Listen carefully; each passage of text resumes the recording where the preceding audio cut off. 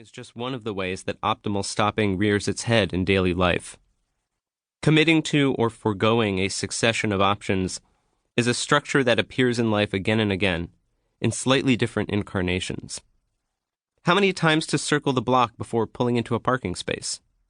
How far to push your luck with a risky business venture before cashing out? How long to hold out for a better offer on that house or car? The same challenge also appears in an even more fraught setting: dating. Optimal stopping is the science of serial monogamy. Simple algorithms offer solutions not only to an apartment hunt, but to all such situations in life where we confront the question of optimal stopping. People grapple with these issues every day, although surely poets have spilled more ink on the tribulations of courtship than of parking, and they do so with, in some cases, considerable anguish. But the anguish is unnecessary. Mathematically, at least, these are solved problems. Every harried renter, driver, and suitor you see around as you go through a typical week is essentially reinventing the wheel. They don't need a therapist. They need an algorithm. The therapist tells them to find the right, comfortable balance between impulsivity and overthinking. The algorithm tells them the balance is 37%. There is a particular set of problems that all people face. Problems that are a direct result of the fact that our lives are carried out in finite space and time. What should we do and leave undone in a day or in a decade? What degree of mess should we embrace? And how much order is excessive? What balance between new experiences and favored ones makes for the most fulfilling life? These might seem like problems unique to humans. They're not. For more than half a century, computer scientists have been grappling with, and in many cases solving, the equivalence of these everyday dilemmas.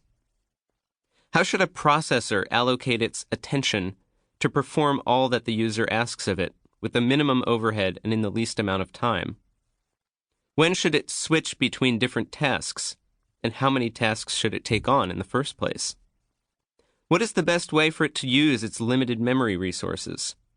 Should it collect more data or take an action based on the data it already has? Seizing the day might be a challenge for humans, but computers all around us are seizing milliseconds with ease, and there's much we can learn from how they do it. Talking about algorithms for human lives might seem like an odd juxtaposition.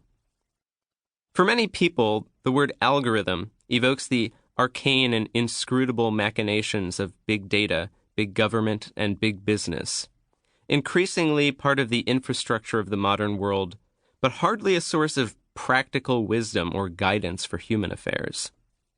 But an algorithm is just a finite sequence of steps used to solve a problem, and algorithms are much broader and older by far than the computer. Long before algorithms were ever used by machines, they were used by people. The word algorithm comes from the name of Persian mathematician al-Khwarizmi, author of a 9th century book of techniques for doing mathematics by hand. His book was called Al-Jabr wal-Muqabala, and the al-Jabr of the title in turn provides the source of our word algebra.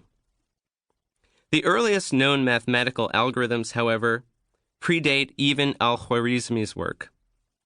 A 4,000-year-old Sumerian clay tablet found near Baghdad describes a scheme for long division. But algorithms are not confined to mathematics alone. When you cook bread from a recipe, you're following an algorithm. When you knit a sweater from a pattern, you're following an algorithm. When you put a sharp edge on a piece of flint by executing a precise sequence of strikes with the end of an antler, a key step in making fine stone tools, you're following an algorithm. Algorithms have been a part of human technology ever since the Stone Age. In this book, we explore the idea of human algorithm design, searching for better solutions to the challenges people encounter every day. Applying the lens of computer